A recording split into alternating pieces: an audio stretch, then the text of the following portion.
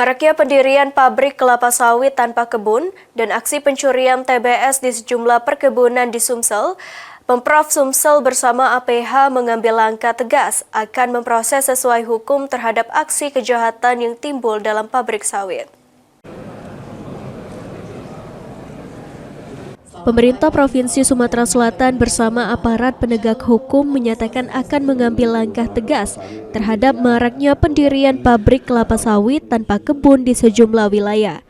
Ditemui usai rapat, Gubernur Sumsel Herman Deru mengatakan, Pemprov Sumsel berupaya mencari solusi untuk mengatasi maraknya pendirian pabrik kelapa sawit tanpa kebun yang izinnya langsung dari Kementerian Perindustrian serta pencurian TBS sawit.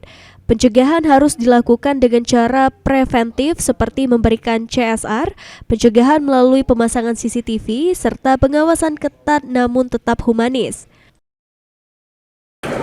Setuju juga. Kalau ini preventif, mulai dari pencegahan misalnya perhatian berupa CSR yang kena sasaran, misalnya dengan pencegahan dengan pemasangan CCTV, ataukah dengan pengawasan yang ketat tapi humanis. Itulah nanti biar rakor ini yang akan merumuskan, nanti kita Perkompinda akan mengeksekusinya dan melahirkan sebuah regulasi. Antara lain kita akan menurunkan tim pengawasan untuk PKS Brondol.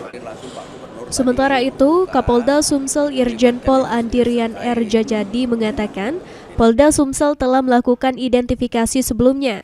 Dari hasil tersebut ditemukan para pelaku pencurian diproses menggunakan pasal delik hukum, yakni pasal 362, di mana kasus pencurian dengan nilai di bawah 2,5 juta rupiah masuk ke dalam tindak pidana ringan, sehingga tidak menimbulkan efek jera.